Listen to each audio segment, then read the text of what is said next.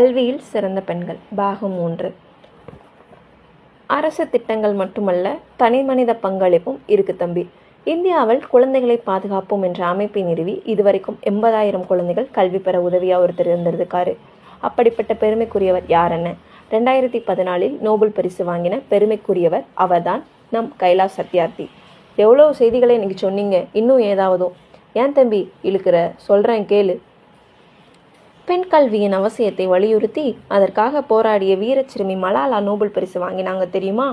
ஆமாண்ணே, நான் கூட கேள்விப்பட்டேன். இவ்வளவு நேரம் என்னுடைய வெள்ளுப்பாட்டால் என்ன தெரிஞ்சுக்கிட்ட தம்பி? மக்களுக்கு சுருக்கமாக சொல்லு.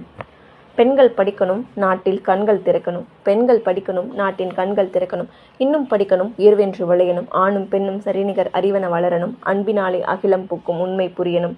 பெண்கள் படிக்கணும், நாட்டின் கண்கள் திறக்கணும். பரவாயில்ல, நல்லாவே புரிஞ்சுக்கிட்ட தம்பி. இத்தனை போராட்டங்களுக்கு பிறகுதான் இன்று பெண்கள் அதிகமாக கல்வி கற்க வராங்க. உயர்கல்வி கற்று எல்லா துறைகளிலும் பணியாற்றி திறமையாக செயல்படுறாங்க. அடடே, இது எவ்வளவு பெரிய செய்தியானே! என்னண்ணே, நீங்கள் சொன்னதையே கேட்டுட்டு இருந்தாலே நேரம் போனதே தெரியல. சரி சரி, அப்படின்னா மங்களம் பாடும். வாழியவே பெண்மை வாழியவே, வளமான பெண் கல்வி வாழியவே, சமத்துவம் வாழியவே, புவி வளம் பெறவே, புதிய உலகம் நலம் பெறவே, வாழியவே வாழியவே பெண்மை வாழியவே. இதுலேருந்து நம்ம என்ன தெரிஞ்சுக்கணும்னா, வீட்டில் இருக்க எல்லா பொம்பளை பிள்ளைங்களையும் படிக்க வைக்கணும். பெண்களை படித்தா நம்மளோட வீடு முன்னேறணும்னு நீங்கள் தெரிஞ்சுக்கணும். ஆணும் பெண்ணும் சரிநிகர் சமம் என நம்ம எல்லாரும் புரிஞ்சுக்கணும். உங்கள் வீட்டில் இருக்க எல்லா பெண்களையும் படிக்க வைங்க. உன்னால் இது முடியாது, உன்னால் செய்ய முடியாதுன்னு ஒரு அண்ணனாக நீங்கள் சொல்லாதீங்க, ஒரு தம்பியாக சொல்லாதீங்க, ஒரு அப்பாவாக சொல்லாதீங்க. தோற்று போகிற இடத்துல தட்டி கொடுங்க, தோள் கொடுங்க.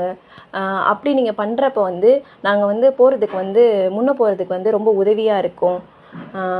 இதுலேருந்து நான் என்ன சொல்ல வரேன்னா, காடு மலை தாண்டியாவது கல்வி கற்றுவிடு, கட்டியவன் கைவிட்டாலும் கற்ற கல்வி கைவிடாது. நன்றி.